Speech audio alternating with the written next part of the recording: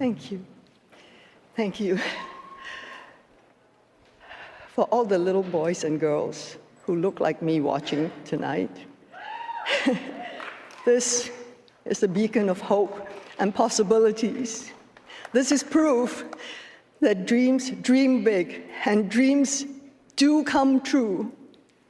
And ladies, don't let anybody tell you you are ever past your prime. Never give up.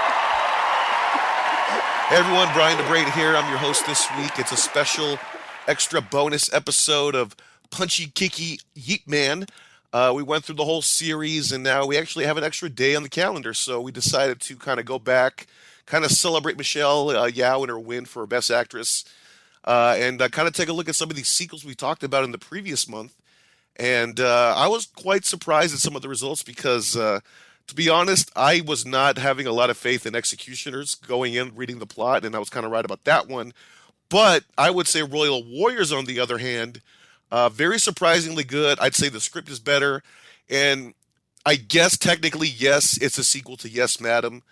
But we'll get into that in a second. Before we get into that, we ask you to leave a 4 or 5-star review, whether it's Spotify, Stitcher, whatever you're listening on to our channel, and the people at The Real World as well. Those are some good people with some good work. So we thank you for listening, and give us the 5-star review if you can. And Jerome, I know you were excited too to get back into this Michelle Yeoh mood, I guess, because if you go to the Criterion channel, which we both signed up for this time around, we didn't have any issues finding bad copies of the movies. The Criterion channel had its own Michelle Yeoh kick-ass section, which helped everything out for us and organized everything. And they had Royal Assassins and the Executioner movie and even some extra stuff that I might check out later. But Jerome, your first kind of impressions on Royal Warriors? I know the trailer really intrigued me and it intrigued you, but what were your first impressions? Because I looked at the cast and when I saw Hiroyuki Sanada, I was like, I'm totally in. Yeah, I think that's what kind of put it over the top for me in terms of wanting to watch and discuss it. Like, neither of these are going to get full reviews, but I think it's worth at least discussing them briefly in this case. And I think, look, Hiroki Sanada is definitely somebody that has gotten a lot of buzz because of John Wick 4, which is justifiable because the movie is tremendous and he is very good in it. Even though he doesn't have a big role, he's kind of been one of those guys. Like, we saw him in The Wolverine. We've seen him in Avengers Endgame and in these smaller roles, but he's the type of person. I remember when Prey came out last year, I remember people are like, well, they should do a samurai version and Sanada should play the guy who fights the Predator. I think that remains a fantastic idea. It was very weird seeing him so young. It definitely threw me off. And I know you have a very specific response to him, spoiler alert, losing his wife and child about a half hour in. Because there was a point when you texted me, you hope the kid doesn't die. And I was and in the back of my mind, because I had watched the movie already, I was like, oh, Brian, oh no, this isn't going to end well. No, because he also plays Scorpion, and they did the same thing in Mortal Kombat, man, and it just sucks because he seems to be the type of person, or playing these badass characters that gets in this trope where they're going to kill the wife and kids and fridge him, and he's have to go out and get revenge. But it was so, the beginning was weird because it was set up the way, almost like a reverse Con Air, where the plane stuff happens at the beginning, and then him as a cop comes out and then reunites with the family in the middle of the movie, or probably at the end of the first act, actually. And then, there's even a bunny, instead of a small bunny, it's a giant bunny. So they have that Con Air moment, and I love Con Air, and I think Con Air has one of the best endings ever. So when you're pulling some Con Air stuff, I'm like, okay, you're pulling on my heartstrings here. But then, as the movie continues to go on, you're realizing, oh, they're setting us up for something, because they're really pulling on your heartstrings. It's like you want to see Hiroyuki Sanada and his wife kind of go. They're going through this kind of I would seem some rough times, because Hiroyuki Sanada is in Hong Kong. So it's kind of this fish out of water story. You're bringing your family along to Hong Kong from Japan. And then he quit his job. I guess he was a cop or something. And then coincidentally on this same plane is Michelle Yeoh. And she's pretty much this cop on vacation coming back. And then there's also this security officer who's a security officer for the plane. And they all kind of come together unintentionally to fight off these terrorists that are trying to get this mobster off the plane. which ends up killing two of them, and you find out in this backstory that they're all part of this blood gang from like I want to guess Vietnam, like one of those like when China had some involvement in Vietnam. That's my assumption because it seems like a Vietnam kind of flashback. It would look really good, like it looked really really good the way it was shot because it was like this blue tint, so they got that going for it. And then once all the characters come together, they're being hunted by these two remaining gangsters that were friends with those two, and it's a blood pact from back in the day, so they got to get revenge on their homie. But it was just crazy the way that they were just getting revenge on these guys or trying to in public and in daylight and killing so many innocent people in the way. That's what kind of blew me away because if this isn't the Line of Duty 2, technically, to Yes Madam, they definitely dropped the comedy, which I think was a major plus, and I think it helped the story, but it wasn't as entertaining because it didn't have that badass over the top fight scene at the end, but that's okay. But the fight scene at the end was more of like this, like, I don't know, almost like a comic book style like fight. I don't know if you were feeling that. Yeah, I think I like this movie a little bit more than Yes Madam overall because I think it's much more focused on the protagonists. I think Yes Madam, there was too much sidetracking going on with the villains and whatnot.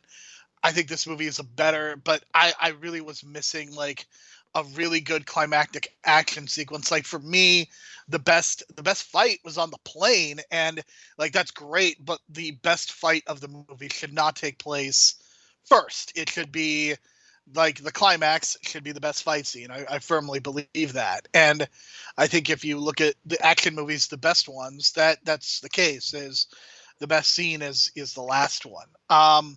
So yeah, I definitely like this movie. I think Michelle Yeoh is very good again, just in terms of her physicality and what she's able to do. I think Sonata is also just a little bit of a different fighting style than Michelle Yeoh and even Donnie Yen, who we've talked about, but I think he adds a lot of he adds a lot of heart and soul to this because again he is the one who loses his family. So again, I would just love to see him get kind of his own movie to really showcase what he can do because I think he's really good, and I think it was proven in a lot of these smaller roles, like what he's able to do in Mortal Kombat and what he's able to do in the Wolverine. And yeah, I would just love to see him get something where he is leading an action movie. And I think the other thing that struck me about Royal Warriors is the fact that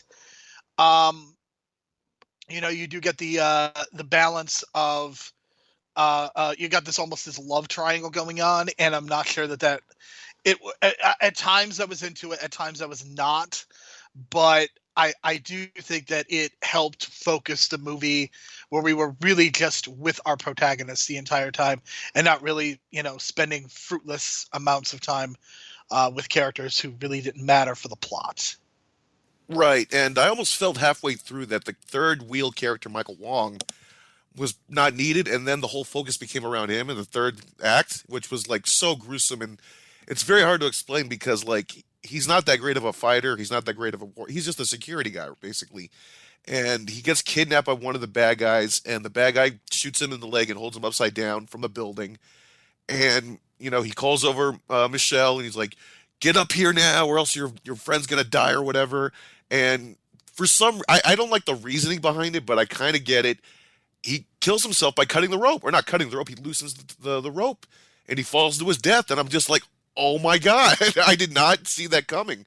Because like you figure something like in that situation, you shoot both the guy in the legs or both his legs out, the guy's gonna somehow survive because it's like you haven't killed him yet. You're just toying with him, but then he just kills himself, and then the guy digs up the body.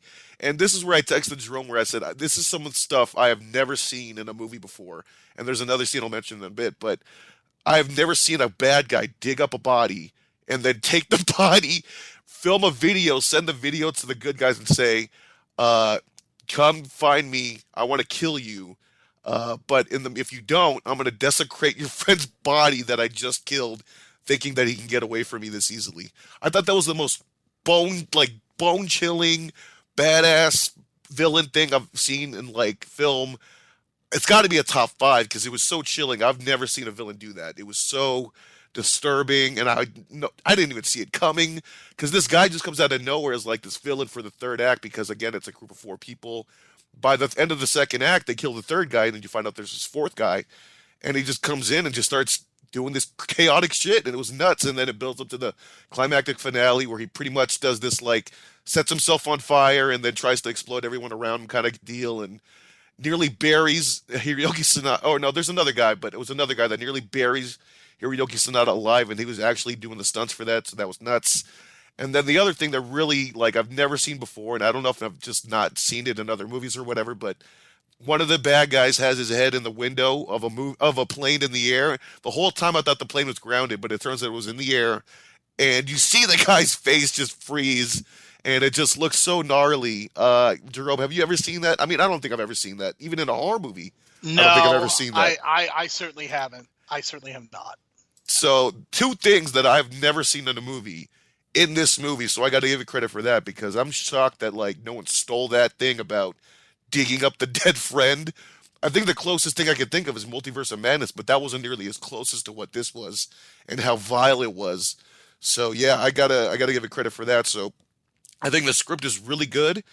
I think the lack of comedy does help a little bit, but I kind of wish it was a little more entertaining in like the fighting sequences, even though we did see Michelle Yeoh look like a badass. And every time she does that stern look and then looks at the camera, awesome stuff. So overall, I'll give it a 7.5 out of 10. I just kind of wish it had that over the top fight that Yes Madam had, which kind of gave me that's why I kind of give it 8 out of 10 for Yes Madam. This one's 7.5. But overall, I think, I guess if we're going to do MVP, I guess David Chung and best performance, I have to say Hiroyuki Sanada. And I kind of wish him and Michelle Yeoh kind of reunited for some more movies in the future, but they never quite did. It sucks, and I feel like they have a great chemistry, right?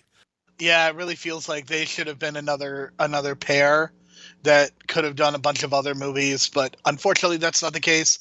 I'm probably at about a 7 out of 10. I think this is a little bit better than Yes Madam just in the overall, but definitely not without its flaws either. And yeah, I could see myself rewatching that plane scene a million times though, because it's very entertaining and it's very good. And I'm not sure how practical it is and logistically possible, but it's a really good scene. And yeah, I was really excited for this. And then, the Heroic Trio, I remember we really liked that movie, and I was very curious to see what the sequel would look like. And boy, oh boy, was I disappointed. Okay, so I did a little background research, and it turns out I guess it is Toe, was actually an assistant director on Royal Warriors. So we got a connection there. So that's pretty cool. I didn't even, know that going into this episode until I kind of saw some of the filmography of his. But he did direct the first one as well. But the problem is it's a different writer. And I looked that up, and it's a different writer from the first. And there's a lot of continuity issues between the two movies, which is strange because Executioner's, Heroic Trio 2 was released in September of 93. The first one was released in February of 93. So that tells you that they fast-tracked the sequel really fast, or they were like filming both back to back. But you can tell in this movie that there is a major budget cut because it's not nearly as like fantastical, not nearly as good with the colors. Some of the costumes are good. I like Maggie Chung. I think she looked fantastic in this movie. But the Invisible Woman does not go invisible. So that tells you a lot. And then they just seem to forget the rules established in the first movie because Wonder Woman somehow gets caught in a prison and she can't get out. And I'm like, she can easily get out of this. What is going on here? Until she finally breaks out like Iron Man. But the problem is that she could have done that 20 minutes earlier in the movie. But for some reason, they had her just kind of like drinking rat's blood and trying to survive, which was so weird because I'm like, you can just break out easily. What is going on here? And there's a lot of continuity issues that don't really match up with the first one. And what really kind of got me is that there's like this apocalyptic war that went on between the two movies. And A, they didn't stop them. B, we don't know the logistics of what's going on. And I know you're a big fan of logistics in movies. And I don't know how many people are left, what cities are left, what the radiation is going on, like what radiation poisoning is going on. There's a lot of questions they don't answer. And it's clear that they got a different writer that had no other credits than this movie. Yeah, just a profoundly bizarre movie that doesn't really work on any level. I think there's some good moments. I think there, especially like, I think the movie actually gets off to an okay start, but boy, it very quickly devolves, and the plot really doesn't make a whole lot of sense. I think Maggie Chung is as good, if not a little bit better. I think she gets a little bit more to do. Michelle Yeoh is really wasted though. She doesn't really do anything until she dies. I mean, really, that is just her big moment. And yeah, it was really frustrating because, I was very intrigued by the first movie, and I don't know what I was expecting, but clearly I should have tempered expectations because this came out so quickly after the first one. Yeah, it was a very weird movie for me because I wanted to like it, and because I liked the first one, but yeah, this movie just didn't work. It lacked some of the charm.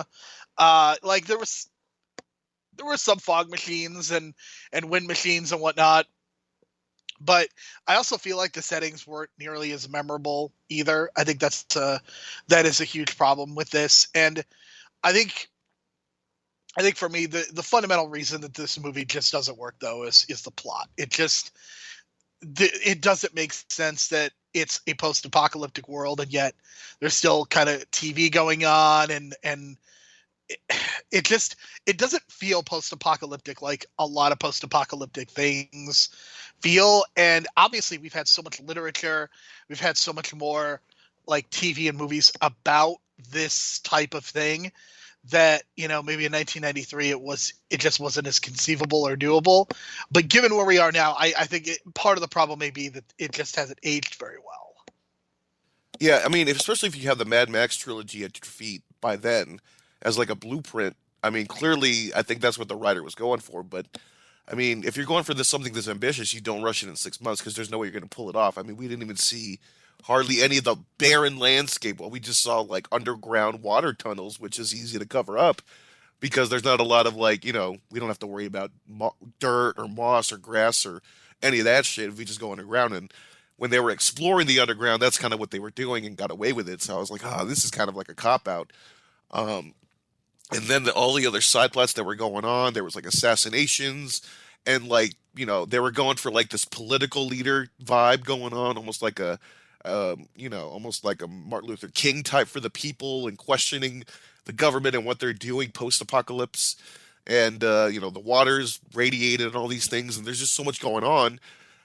It's hard to like follow. And then all of a sudden, like the charm is gone from the characters too, because like as speaking from the first one, I really love that. Wonder Woman and her husband, like that vibe and dynamic that they had, almost like a Clark and Lois from the 1978 Superman, which I was vibing on really well, and that vibe is gone. Like there is no charm to their relationship at all. It seems like the husband takes a step down and making bad decisions. He gets killed in the movie, getting framed for an assassination on that political figure. But like it was just so weird the way they did it, and they pretty much changed his motivations from the first movie. I don't know if that's because of the apocalypse or whatever, but the dude was making bad decisions, and he was smarter than that in the first movie. So I was just kind of so disappointed with that. And then, you talked about Michelle Yeoh. The Invisible Woman doesn't go invisible. They don't even mention the fact she's invisible or can be invisible. Like that goes out the window. She's just kind of like, like a rebel fighter, and it's just so weird. And she's protecting like not even the president. She's protecting the president's double, which adds more to the plot. So it was just very weird. And somehow by the end of the movie, they discover that the general was the one poisoning the water, and then everyone has clean water again. So then, if there was a nuclear war, what the hell is radiated? So there's a lot of like all these questions that just leave so many questions, and it sucks. So and they kill off Michelle Yeoh in the most like brutal way. Her arm gets ripped off, and then a fist goes through her chest, but there was a bomb in her chest from a previous arrow that didn't go off, and boom, goes off, and then kind of gives them some time to kill the bad guy. So yeah, and the bad guy was doing this Man in the Iron Mask gimmick with the face, Phantom of the Opera going on. I get it. It was kind of I get it. I don't know. What'd you think of that part? Because at least they were trying with that, It I was think. goofy. It was goofy, and it didn't work for me. I mean, that's Because that's I don't part of know. it. I was kind of like, okay, why am I being entertained by this? I guess because it was just so like different from all the other performances in the movie. And I looked it up. It's actually the same person that plays the that assassinated political figure that was obsessed with his face because he has no face. So yeah, it was just so weird because there's all these other things going on too with the bad guy because he has that bad face and it's burned, but he's obsessed with Pretty Boy's face. So it's just like, okay, there's a lot of weird shit going on here, and it's the end of the Yeah, world. that's So putting it mildly. There's definitely a lot of weird shit going on in this movie. I mean, why are we having Wonder Woman drink rat's blood? Like that would just like so. Why? Yeah, I gave this a 4 out of 10 is where I'm at with this. I gave it a 5. I was being more generous because I think Maggie Chung was just doing their best in this because she really was the best performance. I don't know who's the MVP. It's hard to say. I guess give it back to Johnny Toe, but it sucks because the writer has like no other credits, and it's just not even the same writer as the first one, so that continuity goes out the window. Yeah, it's weird because it feels like this was an experiment in like superhero kung fu movie making, but like they rushed the job and then the franchise went out the window after that. But you mentioned wanting a potential future sequel, and this is what you got. Yeah, you unfortunately cannot do a full reunion because again one of the actors has passed on and Michelle Yeoh's character is dead, so it's really hard to have another sequel. But yeah, it's just unfortunate, and I'm glad that we watched the second movie to know that it's not that great. Because I was really into the first one, but yeah, I'm very glad that we have this bonus episode to kind of go over a couple movies that we did not necessarily get to do full reviews of, but I think returning back to Michelle Yeoh was a good idea because I think there's a lot to her filmography. We could probably do another month on just her alone, and there's a couple movies on Criterion and other things that we could discuss. Not Tomorrow Never Dies, I promise. I will not. I would never subject Brian to that, but yeah, just very interesting and very rewarding experience going through her filmography. Right, but we're not necessarily done with Michelle Yeoh yet because there is one movie we're going to review during Brendan Fraser month, but that's coming up in July, so we'll talk about that soon. But next month is going to be very interesting because it's a little bit of a Harrison Ford month, and we're going to celebrate, Indiana Jones by not watching Indiana Jones, but watching four, Harrison Ford movies that some of I've watched, some I haven't watched, some I've seen at the video store since I was a kid and staring at that box. So basically, next week, what are we going to start with? Because I forgot the order, but I know we're going to watch The Mosquito Coast, Witness, and what else? We are actually starting with Witness next week. That is very exciting. We will be discussing Witness. We will also be discussing Presumed Innocent, The Mosquito Coast, and What Lies Beneath. Oh man, What Lies Beneath? I've been holding that one off for a long time because the ending was spoiled for me. I'm not going to say it here now because it's even though it's been like 22 years. Spoiler alert, but It is. it's the execution of it all. I would say is the charm to that movie that people like. It's kind of like a casual horror movie, no? It is. It's a fascinating movie. I would say it's one of Zemeckis's last truly good movies that he's made. It's very interesting. I'm looking forward to that discussion. Witness is fascinating because it's Harrison Ford's only Academy Award nomination. Presumed Innocent has a wild ending that Brian, better not have been spoiled on Presumed Innocent because I'm going to be so mad. It's wild, man. It is fucking wild.